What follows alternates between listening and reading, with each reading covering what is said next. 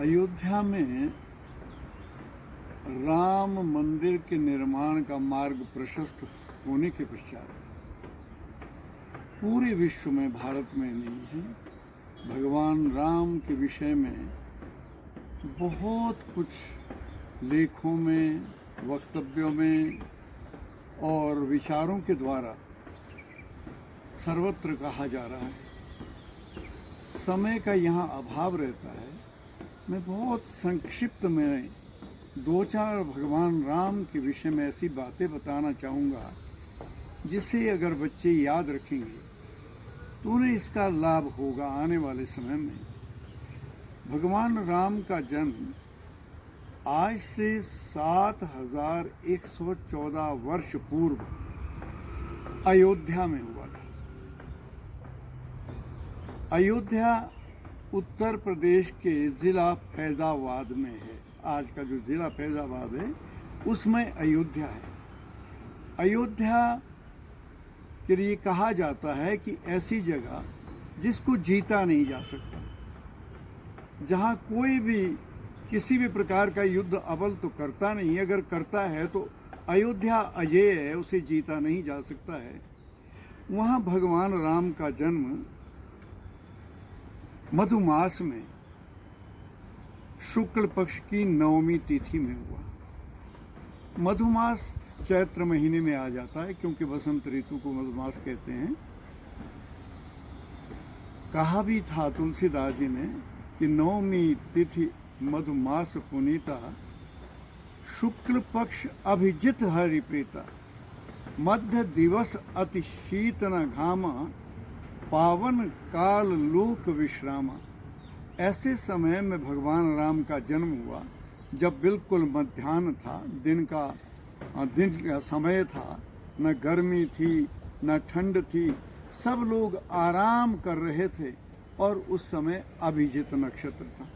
आपको मालूम है ना, नक्षत्र तो 27 होते हैं, 28वां अभिजित नक्षत्र होता है और उससे बड़ा श्रेष्ठ माना जाता है। उसमें भगवान राम का जन्म हुआ था। अब मैं दो चार बातें और कहना चाहता हूँ भगवान राम के बारे में। वो ये कि राम को विश्व में इसलिए ज़्यादा अधिमान देता है पूरा संसार। किसी भी धर्म के लोग जो है भगवान राम को बहुत ज़्यादा आदर के साथ इसलिए देखते हैं क्योंकि उन्होंने मनुष्य रूप में आकर के समाज के अंदर कैसे मर्यादित जीवन जीना चाहिए इसका संदेश दिया। वो 11 साल तक जब उन्हें वनवास मिला, कैकेयी के कारण से वनवास मिला, और वनवास के समय में 11 मास तक, तो वो 11 मास नहीं 11 वर्ष तक वो चित्रकूट में रहे। 11वें वर्ष के पश्चात जब वो वहाँ से आगे निकले दंडकारण्य की ओर, तो वो फिर विकट समय प्रारंभ हो गया भगवान राम का। माँ सीता का हरण हो गया और वो भी ऐसे व्यक्ति ने किया जो बहुत बड़ा विद्वान था, वेदों का ज्ञाता था। वेदों का पहला भाष्य रावण ने लिखा, लेकिन जब बुद्धि खराब हो गई तो सीता का हरण कर लिया। इसीलिए कहा है कि जीवन में विद्वान होना एक अलग बात है और बहुत सारी चीज़ों को समझना एक अलग बात है, लेकिन मर्यादित जीवन जीना एक अलग बात है। आप आश्चर्यचकित होंगे, रावण ने जो शिव तांडव स्तोत्र भी लिखा, उससे आप अंदाज़ा लगा लेंगे कि कितनी प्रांजल भाषा में वो लिख सकते थे। वो कवि भी था, विद्वान भी था, सब कुछ था, लेकिन एक बहुत बड़ी गलती के कारण से आज भी रावण को सम्मान की दृष्टि से नहीं देखा जाता। मैं आपको एक ही श्लोक बताता हूँ शिव तांडव स्तोत्र का कि कितना सुंदर ढंग से वो कविता करते थे, संस्कृत में श्लोक लिखते थे। देखिए ज़रा उसका एक रूप देखिए कि जटाटवी गल जल प्रवाह पावित स्थले गले बलम बलम्बिताम भुजंग तुंग मालिकाम डम डम डम डम दिनाद डमर भयम चकार चंड तांडवम तनो तुनो शिव शिवम भगवान शंकर की इसमें स्तुति है, व्याख्या नहीं कर पाऊंगा, बिल्कुल समय थोड़ा सा है। तो मुझे जो कुछ कहना है भगवान राम के बारे में ये कहना है कि हम उनके आदर्शों के अनुकूल चले। भाई हो तो ऐसे जैसे भगवान राम के, भ्रातृत्व प्रेम हो तो ऐसा हो।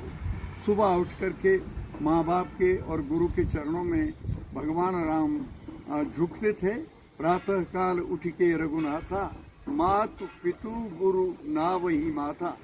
सारा जीवन का जो दर्शन है, कैसे जीना चाहिए मनुष्य को, माँ बाप का कैसे सम्मान करना चाहिए, गुरुओं का कैसे सम्मान करना चाहिए, समाज में मिलजुल करके कैसे साथ में रहना चाहिए, ये एक भगवान राम की बहुत बड़ी शिक्षा थी।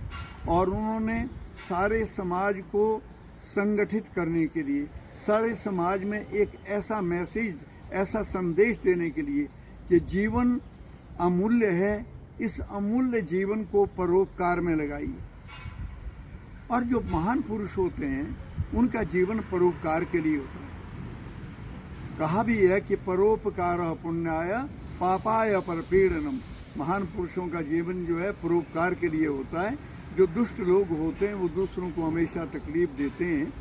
समय का यहाँ बड़ा अभाव रहता है, बहुत ज़्यादा समय के लिए लोग आपत्ति करते हैं क्योंकि समय होता नहीं है।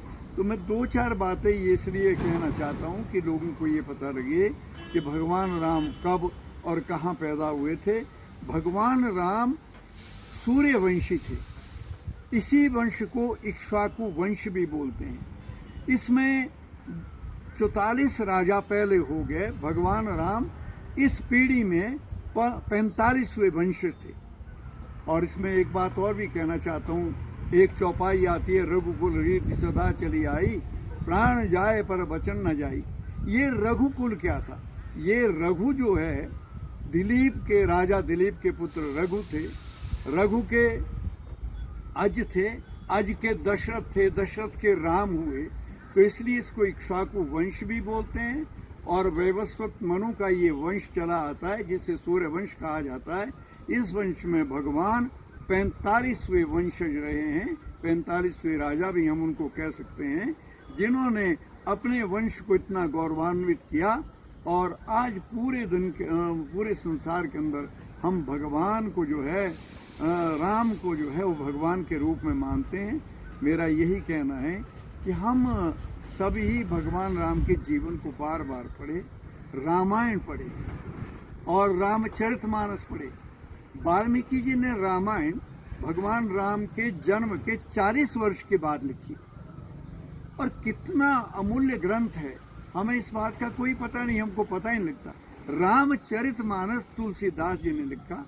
वो भक्ति का अभूतपूर्व अनूठा ग्रंथ है। और उनमें इतनी तन्मयता, इतनी भक्ति जिसका वर्णन नहीं किया जा सकता है। और इतनी शालीनता, इतनी नम्रता कि जब ये रामचरितमानस तुलसीदास जी लिख रहे थे तो उन्होंने क्या कहा? उन्होंने कहा, कवित विवेक एक नहीं मोरे, सत्य कहूँ लिखी कागज कोरे। कहते मुझे न कविता आती है, न मेरे को इतना ज्ञान है, मैं तो भगवान राम की भक्तिवश जो है ये सब कुछ लिख रहा हूँ। अगर अच्छा लिखा है तो भी समाज इसे स्वीकार करे, अगर कोई कमी रह गई है तो मुझे क्षमा करे। ऐसे तुलसीदास जी ने रामचरितमानस लिखा। ये भगवान राम के चरित्र का बहुत भक्तिमय पूर्ण ग्रंथ है। जबकि रामायण पूरी घटनाओं का वर्णन करता है। रामायण का जो ग्रंथ है वो पूरी जितनी जैसी घटना घटी उसका वर्णन वाल्मीकि जी ने किया। और उसके साथ साथ में ज्ञान की गंगा भी वाल्मीकि के मुखारविंद से बहती रही, लेखनी से चलती रही। और उससे हमारे देश को मूर्धन्य होने का अध्यात्म के क्षेत्र में बहुत बड़ा एक लाभ हुआ है। आज भी संसार में अगर भारत को जाना जाता है तो रामायण और रामचरित दो ऐसे ग्रंथ है जिनके कारण से हम स्वयं को भी गौरवान्वित महसूस करते हैं और संसार भी हमारा हर दृष्टि से सम्मान करता है।